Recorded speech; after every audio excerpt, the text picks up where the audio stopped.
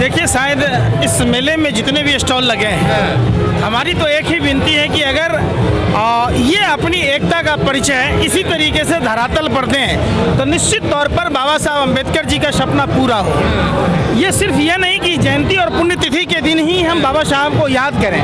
बाबा साहब का सबसे बड़ा सपना था कि शिक्षा, तो शिक्षा के लेकर जितने ये संगठन के लोग हैं, मेरी तो हाथ जोड़कर इनसे विनती है कि गांव में, कस्बों में चौपाल लगाकर लोगों को शिक्षित करने का काम करें, क्योंकि शिक्षा के बगैर आदमी कुछ भी नहीं है। और शिक्षा शेरनी का वो दूध है जो पिएगा वो दहाड़ेगा।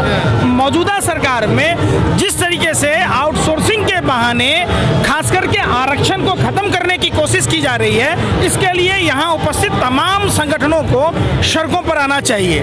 दलगत भावनाओं से ऊपर उठकर सवाल उठता है कि अभी वर्तमान समय में बाबा साहब का एक एक जो सिद्धांत है वो आज बहुत ही ज़रूरी है, और इसके लिए 100% ज़रूरी है कि हम सबको एक होकर आवाज़ बुलंद करने की। बाबा साहब ने समानता की बात की। बाबा साहब ने साफ साफ कहा कि इंसान जो है, इंसान से बड़ा धर्म नहीं है, धर्म इंसान के लिए बना है। क्या जो बाबा साहब का सपना था समता मूलक समाज की स्थापना करना, क्या उस तरफ भारत बढ़ रहा है? जी नहीं, बिल्कुल नहीं बढ़ रहा। हम एक ऐसे युग में जी रहे जहां आज भी हम अपने भाई से छुआछूत करते हैं, जहां पानी पीने के लिए हत्या कर दी जाती है। ऐसे विकृत मानसिकता के लोग जब तक इस धरातल पर रहेंगे तो आप सोच सकते हैं कि कैसी माने ये कर रहे हैं। और मानते तो सब है ना बाबा साहब को। देखिए, मुंह में राम बगल में छुरी, वही बात है। मुंह में बाबा साहब हैं और वो पीछे से वो उनके सिद्धांत को नहीं मानते। दिन में वो महात्मा गांधी के माल्यार्पण करते, फिर गोडसे की बात कहते। बाबा साहब ने जो चीज़ें दी है, बाबा साहब ने सबसे बड़ी बात की है शिक्षा की, और शिक्षा समाज को ज़रूरी है। यहाँ जितने संगठन आए हुए हैं और जितने राजनीतिक दल के लोग हैं, हम अगर 10-10 रुपया भी प्रतिदिन निकालते हैं और अपने अपने हिसाब से लोगों को, अपने समाज को शिक्षित करने का प्रयास करेंगे तो निश्चित तौर पर हमारा समाज शिक्षित होगा और भारत विश्वगुरु बनेगा। तो आपको नहीं लगता ये जो लोग आ रहे हैं शिक्षित लोग हैं? देखिए, आप लोग मोदी फिरिया की बीमारी है। आप एक बात बताइए, जिस नगर निगम में, देश भर के नगर निगम में जहाँ नौकरियाँ थी वो नौकरियां खत्म हो गई।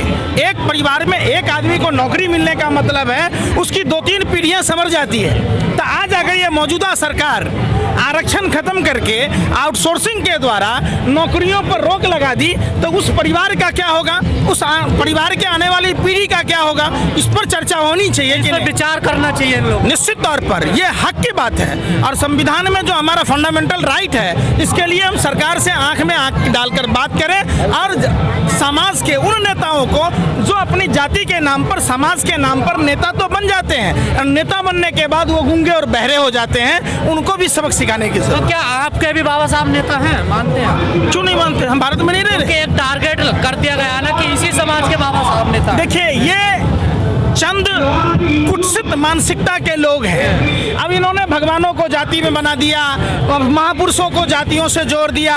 अरे वो तो महापुरुष हैं जिन्होंने सबके लिए दिया। अब क्या इन्होंने समानता के अधिकार दी?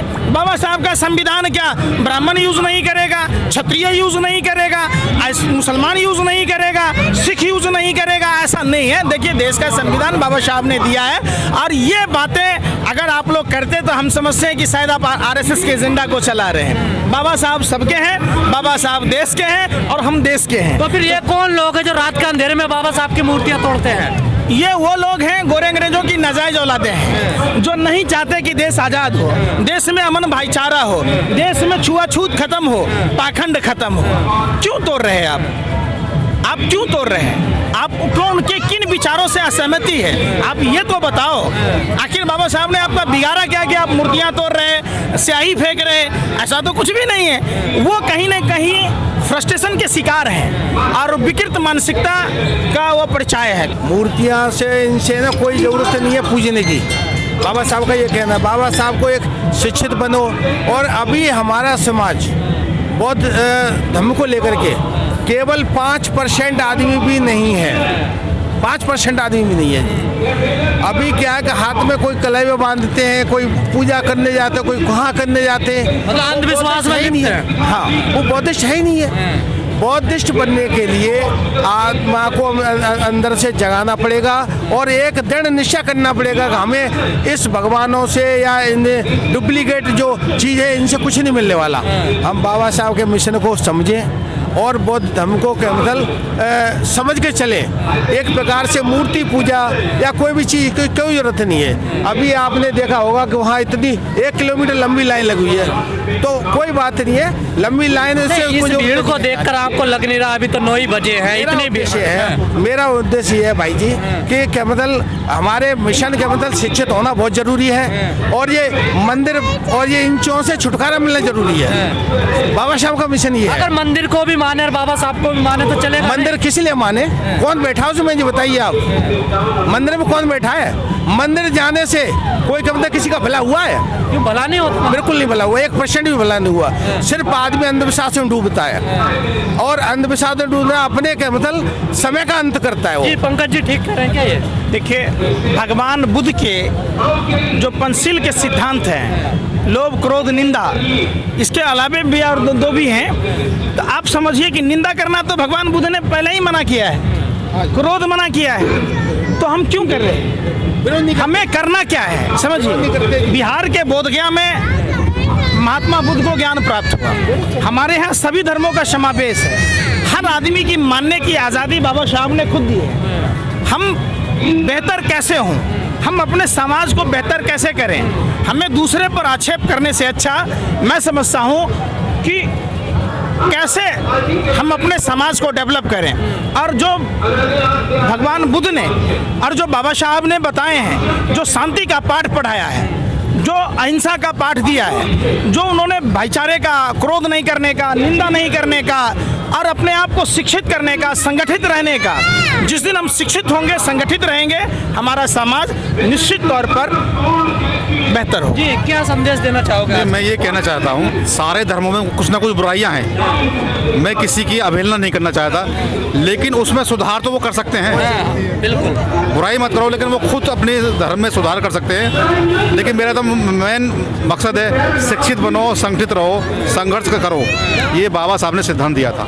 आज इतनी बड़ी तादाद में लोग इकट्ठा होते हैं संसद द्वार पर, लेकिन मीडिया बड़ी नदारत रहती है यहाँ से।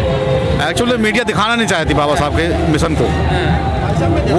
वो ये चाहती है कि ये जहाँ है वहीं पर रहें, उसको दिखाना नहीं चाहती मीडिया। तो क्या लग रहा है समाज में जागरूकता आ रही है? इतना बड़ा जो जागरूकता आ रही है, काफ़ी लोग जागरूक हो रहे हैं। मैं कहना ये चाहूँगा कि आज बाबा भीमराव अम्बेडकर का जन्मदिन है और मैं अपना खुद किराया पाया हूँ। क्या लग रहा है यहाँ आने? हाँ, बहुत बढ़िया लग रहा है। अरे 40 साल हो गई मेरे भाई आते आते हैं। अरे तूने बहुत बढ़िया रहा, तूने कम से कम मेरी इज्जत तो की। आपने क्या संदेश देना चाहोगे समाज को आज? क्या कहना चाहोगे समाज के लिए आज? समाज के लिए भाई हमारे जो अभियान बहुत बढ़िया बाबा भीमराव अम्बेडकर ने जो किया है ना, बहुत बढ़िया अच्छा वो किया, उदाहरण बहुत अच्छा सुधार किया है पूरे वर्ल्ड में कि पूरे आकाश में, पृथ्वी में। जो लोग बाबा साहब से नफरत करते हैं उनके लिए क्या कहोगे? हैं? जो लोग बाबा साहब से नफरत करते हैं उनके लिए क्या कहोगे? नहीं, नफरत करने वालों को दिल में तो प्यार ही नहीं है। प्यार होना चाहिए। बाबा है, हाँ, नफरत नहीं है। के लिए संदेश देना चाहता हूँ कि बच्चों को ज़्यादा से ज़्यादा शिक्षा की तरफ भेजें, पढ़ाएं और उनको बाबा साहब और अपने महापुरुषों के बारे में ज़्यादा से ज़्यादा जानकारी दें, ताकि समाज में जो अशिक्षित हैं उनको भी पता चलेगी हमारे समाज में और हमारे समाज के ऐसे लोग जो हैं जिन्होंने हमको यहाँ तक पहुँचाया। आप आज पहली बार आए हैं संसद द्वार पे, आते रहे पहले से? जी नहीं सर, ये हमें मीडिया के माध्यम से कभी दिखाया नहीं जाता ये प्रोग्राम जो भी यहाँ पे होता है, और आज मेरे साथियों ने मुझे बताया था तो मैं उनके माध्यम से यहाँ पे पहुँचा हूँ और मुझे बहुत अच्छा लगा है। और आने वाले समय में भी मैं करीब अपने गांव से, घर से, रिश्तेदारों से कहूँगा कि ज़्यादा से ज़्यादा संख्या में पहुँचें। और बाबा साहब का तो यहाँ पे बहुत अच्छा, मतलब अच्छा अनुभव हो रहा है? बहुत अच्छा लगता है। हमें जो जानकारी अब मिली है हम आगे देंगे, तो ये तो बहुत अच्छी बात है। अंकल जी कहाँ से आए हैं? मैं मध्य प्रदेश से, जी, क्या कहोगे आप? छतरपुर जिले से। क्या कहना है? मुझे क्या कहना, मैं संसद आसी से बसपा कार्य करता हूँ, साहब कांसी राम जी के ज़माने से, और समाज का काम भी करता रहा, आज भी करता रहता हूँ। कुछ उधर पोषण के लिए बच्चों के लिए जरूर किया है मैंने। मैं काफ़ी समय में राजनीति में लगाता हूँ। आज बाबा साहब की 132वीं जयंती है और आप संसद मार्ग पर आए हैं। यहाँ तमाम भीड़ है, तमाम लोग आते हैं, पूरा मेला लगता है, तो कैसा फील कर रहे हैं आप आज यहाँ पर? देखो, भीड़ लगाना, उनका पूजा करना, ये श्रद्धा का काम है। उनके बताए हुए कार्यों पर चलना, इस देश के अंदर मास्टर चाबी को प्राप्त करना, ये उनकी सच्ची सोच थी। इस पे वंचित लोगों को हुक्मरान होना चाहिए, ये बाबा साहब की सोच थी। ये काम करना चाहिए। समाज को यहाँ भीड़ लगाने से, घर में जाकर के राम राम पूजने से या मंदिर पूजने से बात नहीं बनना है। मानना है तो आत्मा से मानो और वही काम करो जो उन्होंने प्रतिज्ञाएं बताई। एक लाइन पे चलो। हाँ, 22 प्रतिज्ञाएं बताई हैं, उस पर यदि चलता है आदमी तो आगे बढ़ जाएगा, और यदि वो 22 प्रतिज्ञाओं को नहीं मानता है तो कभी नहीं आगे बढ़ पाएगा। ये सत्य वो जो है भ्रमित रहेगा।